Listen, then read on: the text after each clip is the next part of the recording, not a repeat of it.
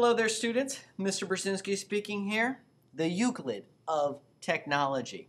And we're going to talk you through a lesson in Google Sheets, and this one is called Shapes. So the first thing that I'm going to do is come over here and open up the assignment on the right-hand side. Click open the video from here, and of course what I'm going to do is pull that tab out of the window right here, create a new window, and resize accordingly in the lower right hand side so that I can do my work and watch the video at the same time. Do it to it. Now let's dive right in. The first thing that I'm going to do is open up the tab for the shapes problems, and I could resize that window, pull it out, and then I'm going to start my project here by opening up a Google Sheets document called Shapes First Name Last Name.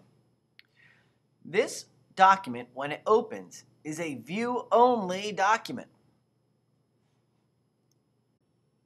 And I can see that right up here underneath the title of the document. So to change this from a view-only to a editable document, editable if that is a real word, I need to go up here to the file, and I'm going to make a copy. So go immediately up to file when I see the shapes document, and I'm going to create a copy. I can take away copy of, and I could put in my first name and my last name. So your first name and last name go right here so that you can keep track of where the document is. So you're going to change that up right there. Click OK after putting your name in there.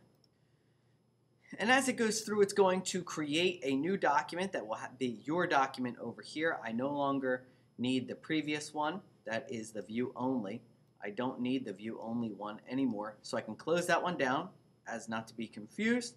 I have my document that I created a copy of. Now, I'm going to attach it to my project. So go back to the stream. This is very important in case you don't finish today. You'll be able to work on it tomorrow again. And I'm going to attach it to my project. So right here, it doesn't show me the file as if I created it. I didn't create it. I copied it, and it's in my drive. So I need to add a file from my Google Drive. So click on Add from Drive.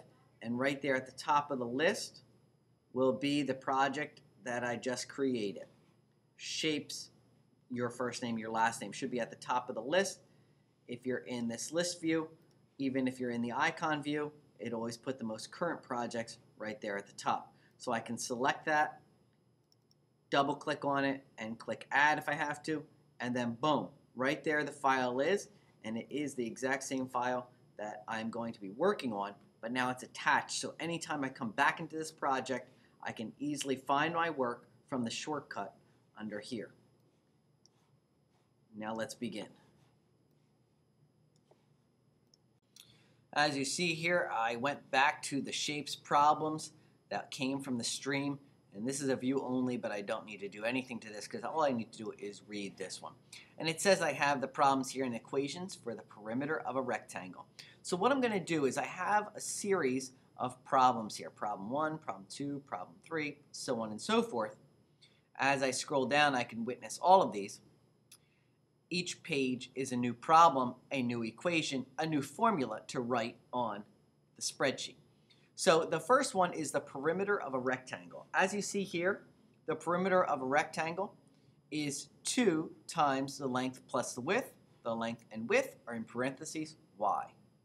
Of course, order of operation. I must add the 2 together before I multiply by 2. Okay, so basically, anytime I see this equation, I'm simply going to click in the cell that represents these words. So for instance, it says perimeter here. I go over to my document, and I'm in the perimeter cell. This is where I'm going to write my equation. So always make sure that you're writing the equation in the cell that's going to represent the answer to your problem. So the first one is perimeter equals, so I see the word perimeter in my equation. Come over here, I say perimeter equals, I click on equals, and now it's ready to take the problem here. It's equals 2 times, so I come over here, 2, and then I hit multiplication. That is the asterisk symbol. It's Shift 8 on the keyboard, or around the number keys on the right-hand side, you'll see the asterisk, and that is for multiplication. And then I need a parenthesis, as seen there. So I come back over, parenthesis, and now I see a word length and width. All I need to do is click on the cell that's going to represent the word length in my problem, and I'm going to add it. I hit the add key on the keyboard. I'm going to add it to the width cell, as seen there, and I'm going to end it with a parenthesis. Okay, so I see it here, 2 times the length plus the width. 2 times the length cell, highlighted in orange here, plus the width cell, highlighted in purple. I hit return, and the answer is 0. I can see what the formula is right up here. And now all I have to do is put in what the length and the width is of problem 1 from my shapes document over here. Problem 1, 5 centimeters for, that's the width, 5 centimeters for width, 8 centimeters for the length.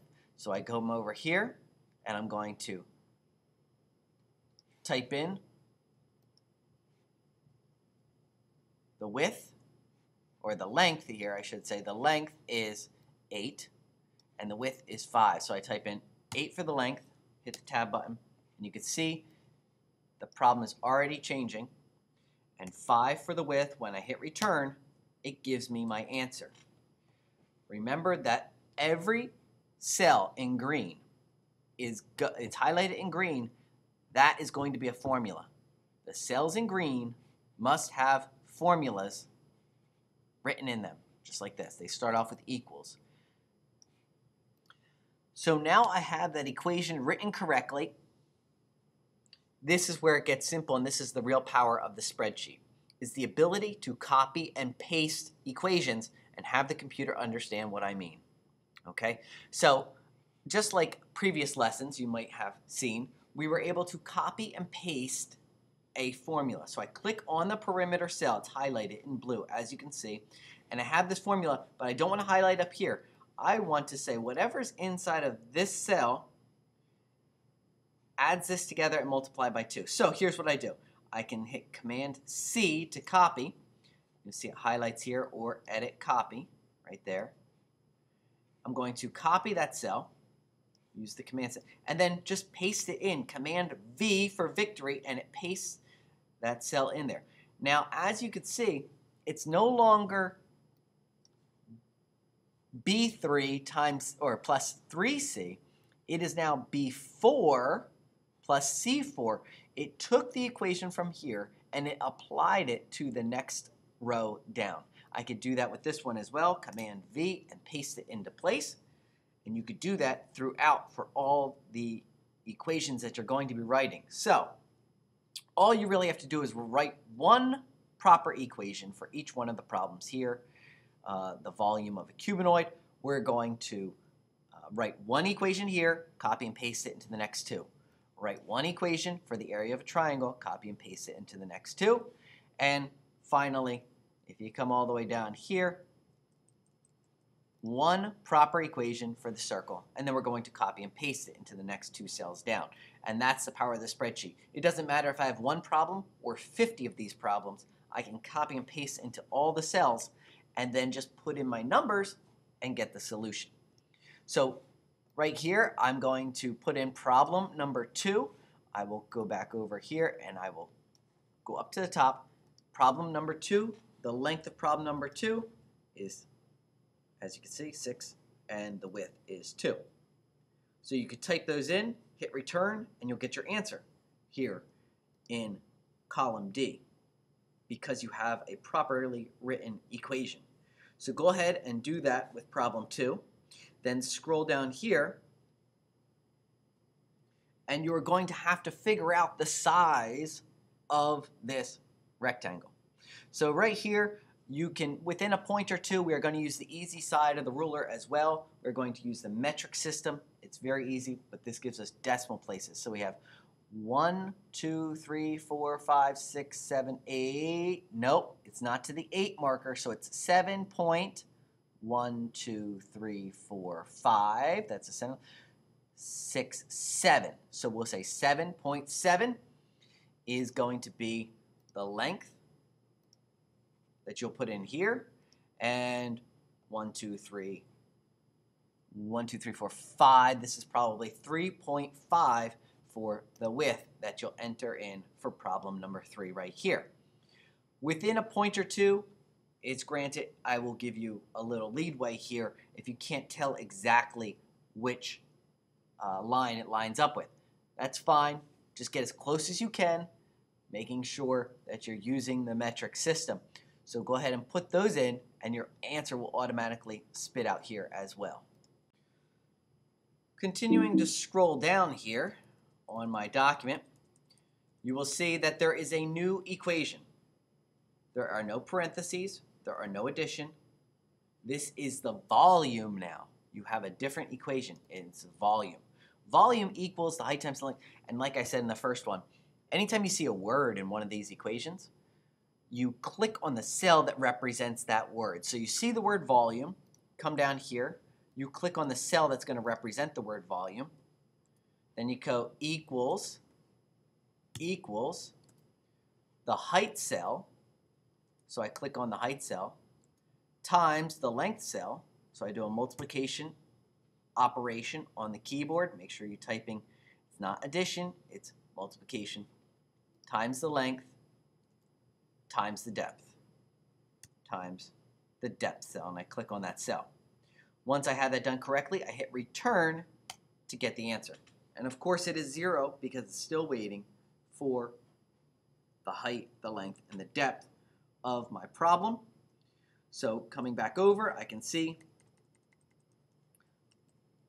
my height,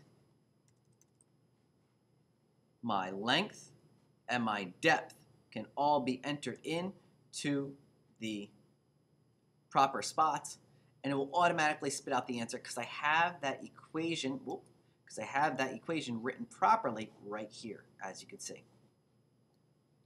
So make sure you have that equation written properly, and once again, copy, paste, paste into the next 2 cells down when you're done.